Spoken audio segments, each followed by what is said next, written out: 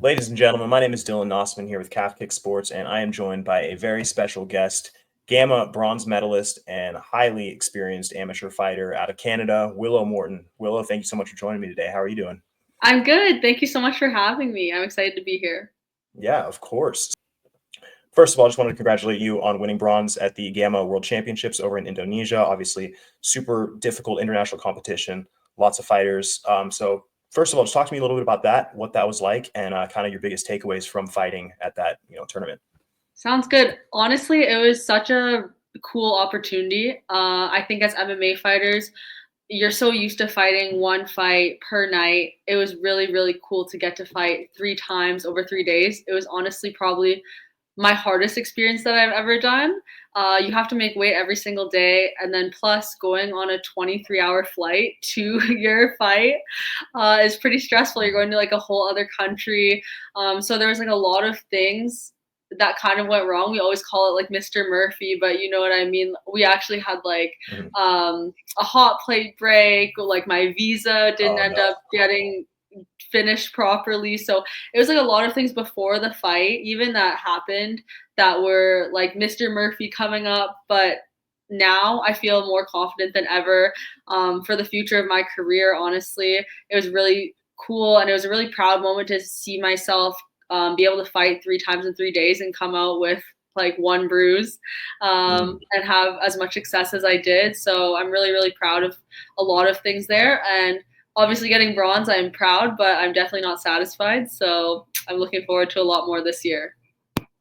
Absolutely. So, to talk a little bit about last year again, you obviously fought 3 times at GAMMA and then 5 times total otherwise.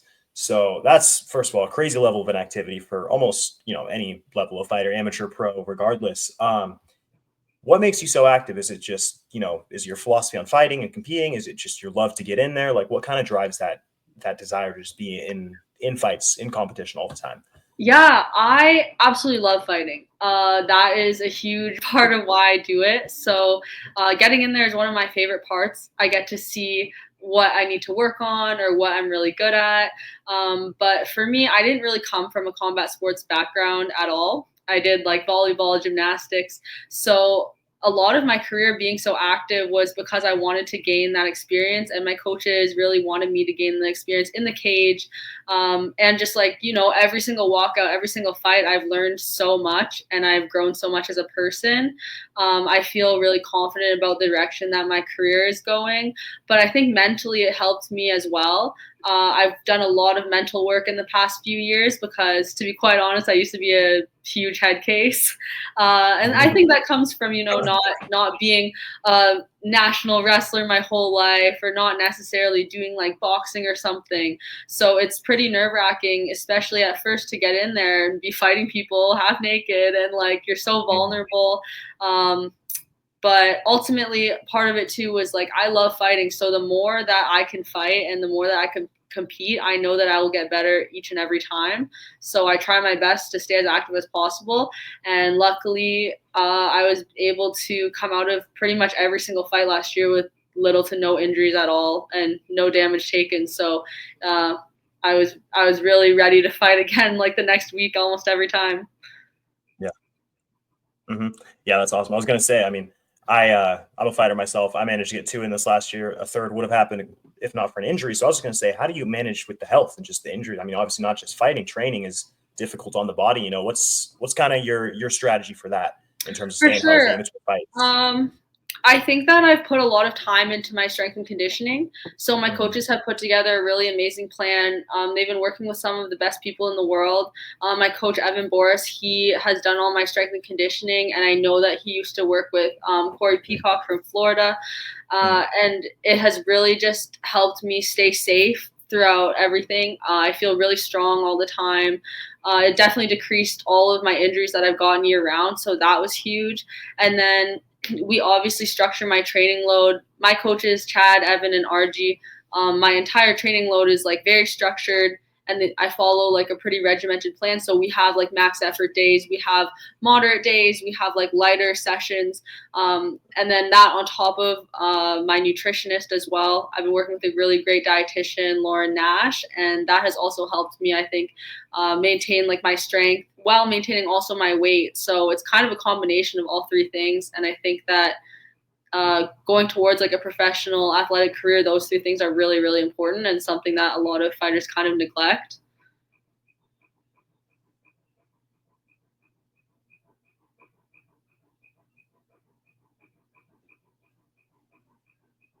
Absolutely. I mean, it sounds like you have quite the support network, helping you through, whether it's in the gym, outside, food, whatever. That's really important, because I feel like a lot of fighters, that seems to be where it doesn't come together. They might have the talent, they might have the work ethic, but the structure and the plan is oftentimes where that's lacking. So a little bit more on that topic.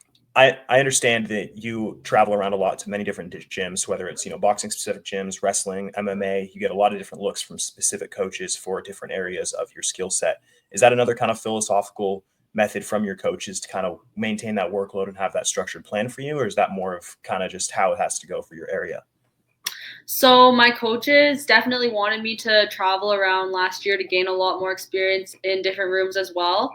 Ultimately, in Canada, it's very hard. We don't have a lot of training partners down there, especially in Toronto. There's not a lot of girls doing MMA, and there's not a lot of girls doing MMA with the same dedication, I would say, at the same level that I'm doing it.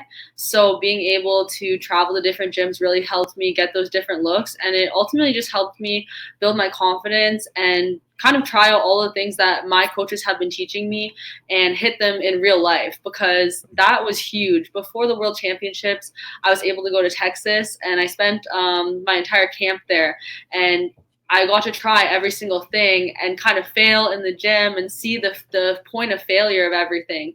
And I feel like that's what made me so much better by the end of the year going into those fights. Just having the training partners, the girls, having all of the different looks was huge for me. Even going to my boxing gym, it's like it's so different than MMA, but every single time I go somewhere, it's kind of the same as a fight. Like I learn so much, and then I also gain so much experience that I think that kind of sets me apart from a lot of other athletes.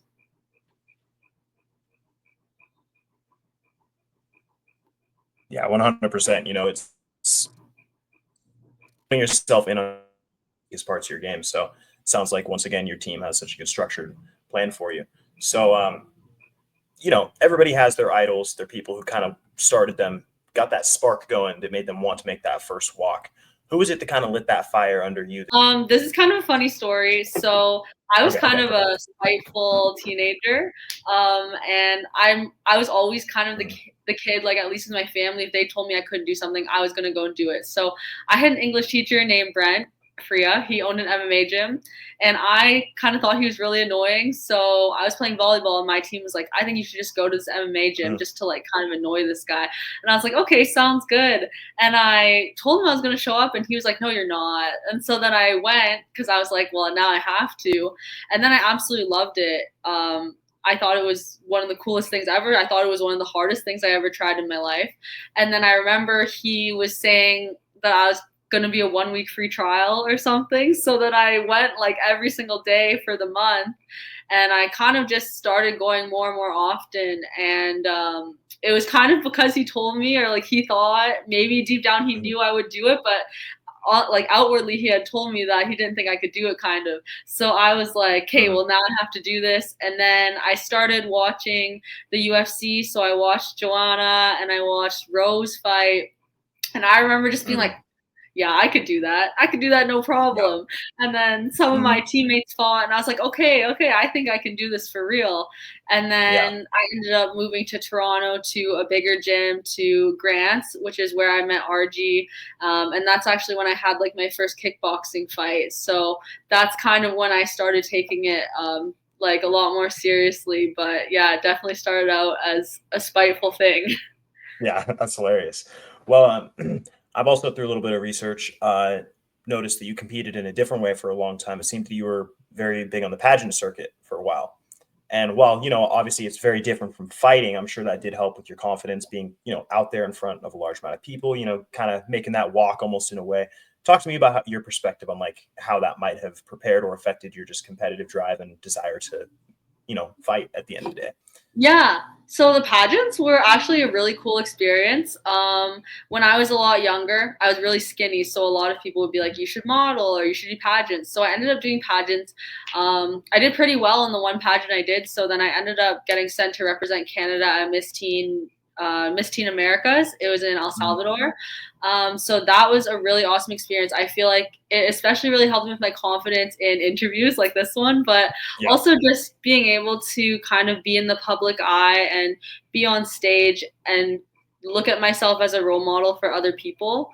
I really realized like, wow, I feel like I can really affect change in the world if I keep going with what I'm doing.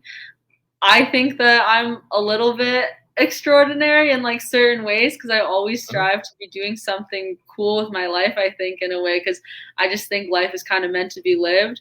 So I feel like that was just the start of that. And then Yeah. once I kind of passed through pageants, now going into MMA, I feel like since I was already in the public eye, it kind of helped a little bit. But MMA is so different. So it definitely took me a very, very long period of time. Like I'm still working on gathering like my confidence every single day and at practices, as you're a fighter, so you get it. Yeah. Every time you walk in the cage, like I think that we all know we're a little bit scared. We're a little Yeah. bit like, what's gonna happen, It's like it would be weird to not be scared. It's such a exposing really weird. experience, both physically and mentally. It's like you're putting everything, all that hard work into, 6, 9, 15 minutes, whatever it might be. And I think that's what a lot of fans forget is it's like there's so much that goes into whatever that small glimpse you see of a fighter's skill set or time or effort Yeah. or whatever it might be, because, that's just the small window of competition that we get here and there. So For sure. I think that similarly in pageants, that's something I learned. There was so much work that I did going leading up to the pageant that I was going to.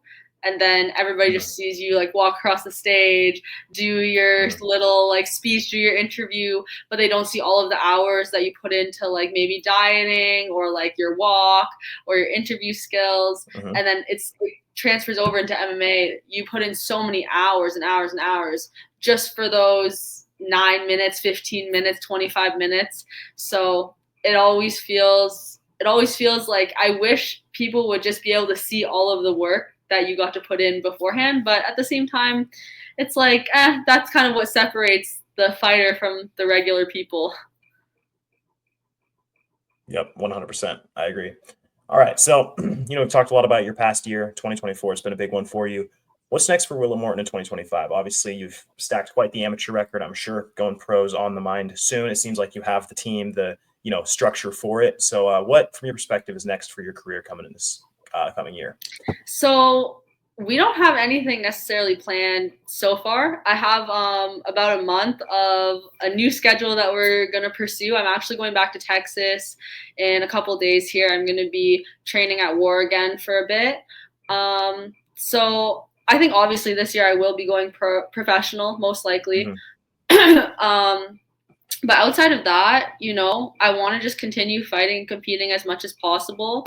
I kind of give my coaches the decisions of what I'm going to do next. I feel like it just Mhm. takes a lot off of my plate and it takes a lot of stress off of me. So they just kind of let me know. But I definitely would like to hopefully fight in the next like couple months. And then I believe I'll be going back to the World Championships. It will be in June in Brazil. So I'll be representing Canada again at 125, and then after that, yeah, I'm assuming that event like this year will probably be the year that I'm going pro. But there's so many other great things. I think continue just working on my skills, my experience. Ultimately, I want to be the best in the world. So whatever Mhm. that takes, I'm kind of down to do it, and we just keep going this year. And last but not least, I know as we've talked about, it takes a village. You got a ton of people in your support network. Do you have any sponsors, teammates, coaches, anybody you'd really like to thank before we finish up here? Yeah, so I have a great support system. I'm super grateful. So I just want to thank all my gyms, hitters, grants, Mat Factory, War, and my coaches Chad and Evan, and then all of my sponsors: Wishly Group, Familia Baldessari, Sugo, Digital Shovel, Rarefied Group, Casper Wong, Lisa Trong, and then everybody who supported the GoFundMe for Worlds, because I think, as you know, it's very expensive to be a fighter, and I can't do it without all of these supporters. So I'm really lucky. Absolutely. Well, like I said, seems like you got a great support network, and they'll have your back with all the big things coming forward this next year and onward. So thank you so much again, Willow, and best of luck on the rest of your career coming up. Thank you so much. All right. All right.